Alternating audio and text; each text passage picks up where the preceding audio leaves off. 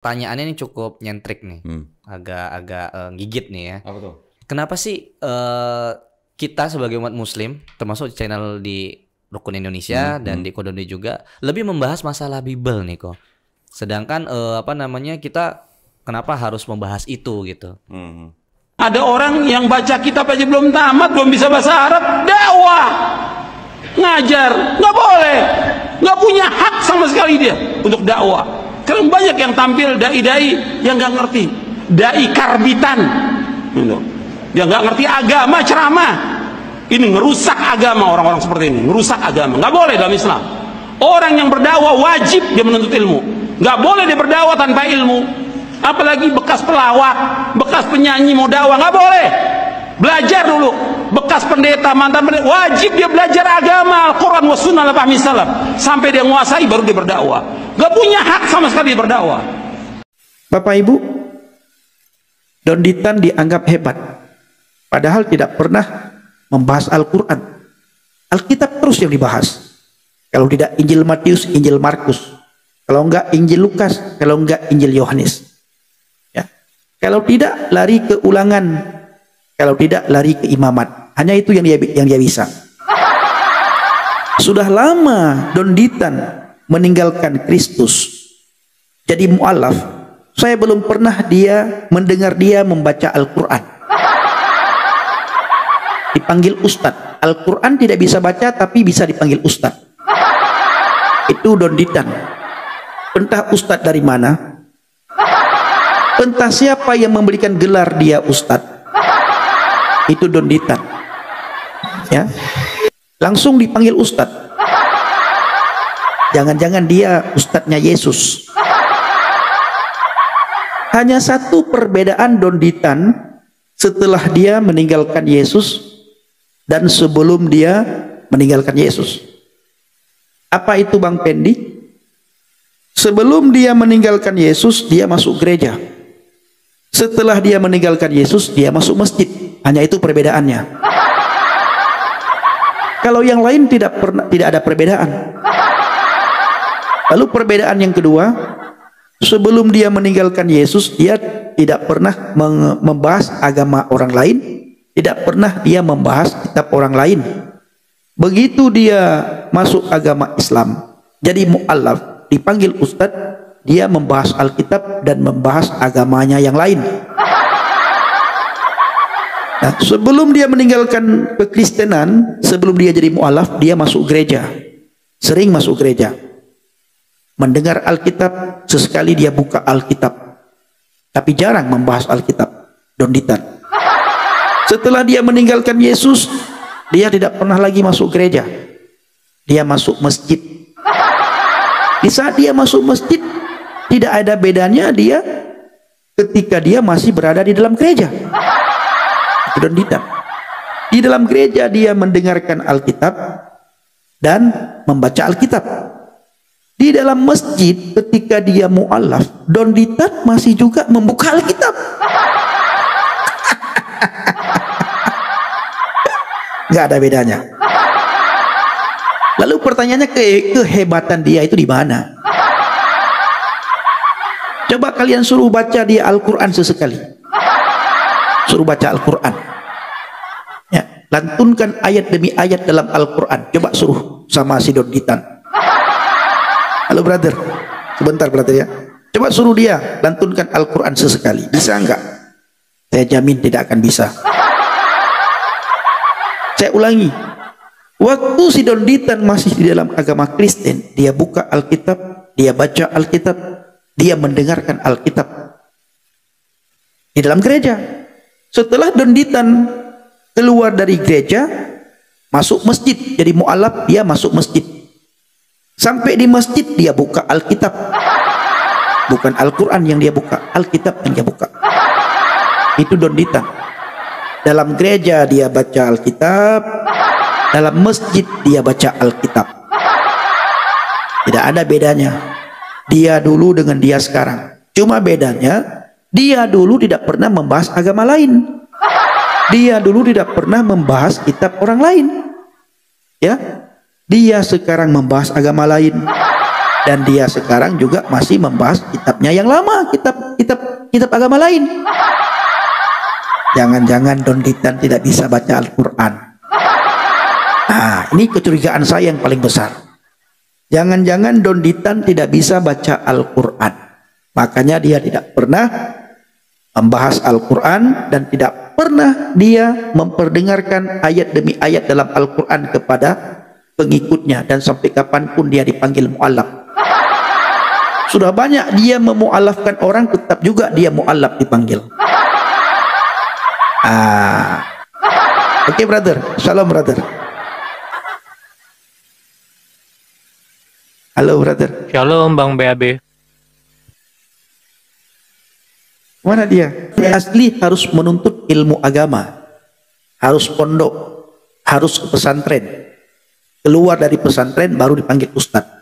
Dan harus bisa membaca Al-Quran, harus tahu banyak hadis, harus bisa baca kitab kuning, baru dipanggil ustadz. Nah, tetapi ustadz sekarang, ustadz mu'allaf, yang penting dia bisa menghujat Alkitab, sudah dipanggil ustadz. Bisa menghujat Yesus, sudah dipanggil Alkitab. Bisa menghina kekristenan, dipanggil ustadz. Makanya saya katakan mereka itu jangan-jangan ustadznya Yesus. Kami para murtadin, saya secara pribadi ya, jarang saya membaca kitab saya yang lama. Apalagi membahas-bahas kitab saya yang lama. Sudah tidak ada waktu lagi bagi saya. Kalau mereka supaya dianggap pinter, dianggap hebat, bahaslah Alkitab. Makanya tidak ada bedanya mereka masih berada di dalam agama Kristen dengan mereka sudah jadi mu'alaf, tetap juga Alkitab. Yang sangat lucunya Bapak Ibu, kenapa para pemuka agama, alim ulama, ustadz ustazah yang benar-benar ustadz ya, tidak pernah mengajari mereka cara membaca Al-Quran. Tidak mengantarkan mereka ke pondok pesantren supaya mereka hebat dan pinter-pinter. Supaya mereka benar-benar bisa menjadi kebanggaan umat Islam. Antar dia ke pondok pesantren. Biar dia bisa membaca Al-Quran. Nah, sesekali perdengarkan kepada kami oten-oten. Bagaimana cara mu'allaf membaca Al-Quran. Bila perlu, buat musabaqah tilawatil Quran. Buat lomba membaca Al-Quran sesama mu'allaf. Biar kami oten-oten terkesima mendengar bacaan para ustadz mu'allaf. Ini nggak pernah kita lihat. Tidak pernah kita melihat para mu'allaf itu membaca Al-Quran. Apalagi si Julius HMC. Tiap hari membahas Alkitab. Mengorek-ngorek pendeta. Mengadu domba. Antara grup pendeta A, pendeta B. Itu tugas si Julius HMC. Bisanya hanya Assalamualaikum. Bisanya cuma Al-Fatihah yang mereka bisa Bapak Ibu. Mu'alaf itu saya melihat hanya Al-Fatihah yang mereka bisa. Surat Al-Ikhlas, yang lain nggak bisa. Apalagi Don Ditan. Assalamualaikum, lalu baca Al-Fatihah. Mungkin dia bisa baca surat Al-Ikhlas, yang lain nggak bisa.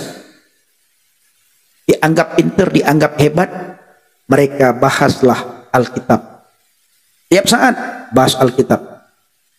Dulu Bapak Ibu, waktu saya masih berada di dalam agama Islam, sebelum saya murtad, sebelum saya jadi oten, jarang sekali kita mendengar Alkitab di masjid. Jarang sekali kita mendengar Injil di masjid. Tidak pernah kita mendengar bacaan Injil Yohanes dalam masjid. Bacaan Injil Matius, Injil Markus, Injil Lukas dalam masjid. Hari-hari ini mereka membahas Alkitab dalam masjid. Hampir setiap saat kita mendengar Injil dibahas di dalam masjid. Ustadz Munzir Sitomorang pinter, khotbah di mana-mana, ceramah di mana-mana, dakwah di mana-mana, pengajian di mana-mana. Tetapi di setiap dia khotbah, ceramah, di setiap pengajiannya tetap juga Alkitab yang dia bahas. Itu Munzir Sitomorang, Bapak Ibu. Habis itu ada Ustadz Nababan. Ayat Al-Quran yang dibahas oleh Ustadz Nababan, ayat-ayat itu saja Bapak Ibu. Saya dengar, ya, saya dengar, pintar sekali Ustadz Nababan ini membaca membaca Al-Quran. Bahkan dia menghafal ayat Al-Quran, pintar banget. 2 hari kemudian saya dengar lagi khutbahnya si Nababan, bacaan Al-Qurannya, hebat. Minggu berikutnya saya dengar lagi Ustadz Nababan itu menghafal ayat Al-Quran demi ayat Al-Quran. Tepuk tangan saya, begitu hebatnya. Ternyata Bapak Ibu ketika saya cek ya, saya dengar, saya renungkan, ayat-ayat itu saja yang dihafal. Sudah bertahun-tahun jadi mualaf. Ayat yang dia perdengarkan ke publik, ke umum, ke masyarakat Indonesia, hanya itu saja ayat yang dia baca, yang dia perdengarkan. Ternyata yang lain tidak bisa. Ternyata ayat itu ayat hafalan. Itu si Nababan, Ustadz Nababan, ayat hafalan, ya, tidak nambah-nambah, benar. Itu terus. Hari ini dia baca ayat tersebut, besok dia baca ayat itu lagi, besoknya dia baca ayat itu lagi, bulan berikutnya bertambah 1 ayat, terus-terusan. Tahun kemudian bertambah 3 ayat. Ternyata dihafal sedemikian bagus, sedemikian rupa, biar kita anggap hebat. Yang lain nggak bisa. Itu belum kita tanya artinya. Ustadz Nababan, apa artinya itu Ustadz Nababan? Nanti. Padahal nggak bisa. Nah itu dia. Bahasa Arab hafalan. Itu kalau kata Munzir Sitomorang begini katanya. Bisa membaca, bisa ini, tetapi ditanya artinya tidak tahu. Jadilah keledai di Indonesia, katanya gitu. Itu Munzir Sitomorang sendiri yang bilang. Membaca iya bisa, tetapi tidak mengerti apa artinya. Makanya dikatakan itu adalah keledai gitu. Jadi kalian itu dikatakan keledai sama Munzir Sitomorang, karena memang sama yang dikatakannya itu. Kalian boleh membacanya. Iya, Bang Pendi juga bisa nggak Bang Pendi baca bahasa Inggris? Bisa. Coba tanya artinya, dia nggak ngerti. Nggak ngerti dia. Iya, makanya jangan sampai jadi keledai. Kalian baca, kalian harus mengerti artinya. Coba. Tidak menghafal Al-Quran tapi tidak memahami Al-Quran. Senang mengulang berbahasa Arab tapi tidak mengerti bahasa Arab. Suka membaca Al-Quran tapi tidak memahami maknanya. Akhirnya apa? Menjadi keledai di Indonesia.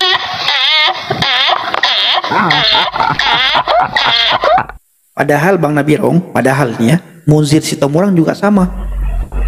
Iya, sama Munzir Sitomorang juga sama. Makanya dibilang jadi keledai. Dia masalah pemimpin keledainya. Dia juga sama. Kembali ke Alkitab, orang buta menuntun orang buta. Pas Bapak Ibu. Iya, jatuhnya ke jurang. Bareng-bareng jatuh ke jurang. Ini dia. Siapa lagi? Si Nora Aritonang. Coba Bapak Ibu intip live-nya dia. Nggak pernah. Paling-paling assalamualaikum. Udah sampai segitu selesai. aja. Baca 1 ayat pendek. Udah selesai. Teriak. Itu gurunda yang kayak gitu selalu, Masya Allah. Nah. Itu gurunda yang kayak gitu. Saya bilang sama kawan-kawan ini, saya semakin orang menyebut nama Tuhan ketika berbicara, semakin tidak percaya. Semakin dia bersumpah, lebih-lebih lagi saya tidak percaya. Yes. Itu. Semakin dia bersumpah, semakin saya tidak percaya. Apalagi kalau sudah membawa-bawa nama Tuhan, itu sudahlah. Ini kata Munzir Situmorang, Bapak Ibu. Hebat Munzir Situmorang itu.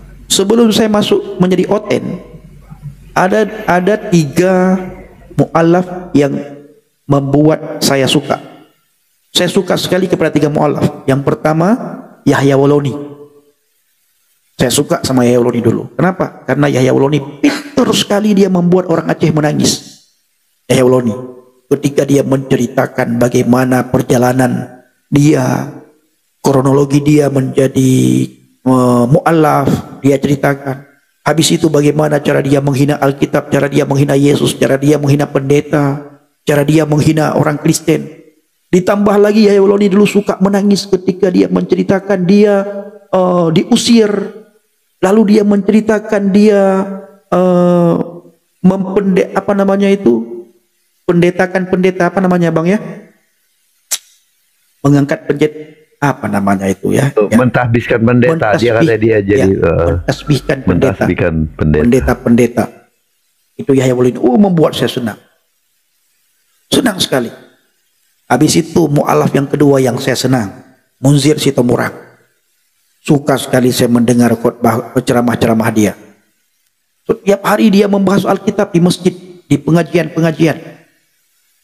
Si Munzir Situmorang itu sering dipanggil di kalangan mama-mama, bapak-bapak. Munzir Situmorang. Ya, suka sekali dia bahas Alkitab. Tiap saat dia bahas Alkitab. Yang ketiga mu'alaf yang paling saya suka itu adalah si Ustadz Nababan. Karena bagi saya Ustadz Nababan ini pintar sekali. 3 Ustadz ini yang pintar membaca Al-Quran bagi saya dulu itu Ustadz Nababan. Ternyata itu terus yang dihafal. Ketika saya periksa, saya selidiki, saya renungkan, hebat Bapak ini. Ya, ternyata itu terus yang dia baca Bapak. Begitu saya menjadi oten, Tuhan Yesus tolong. Ternyata mereka itu penghujat, Bapak Ibu. Ayat Alkitab ditafsirkan menurut pikirannya, menurut udelnya. Setelah saya jadi oten, luar biasa Tuhan Yesus. Baik, minta ampun. Tidak ada Tuhan selain Tuhan Yesus. Tidak ada juru selamat selain Tuhan Yesus. Ya, mau selamat, ikut Yesus. Mati diselamatkan. Kalau tidak, kalau mau disembahyang, kalau mati disembahyangkan, ya jangan ikut Yesus.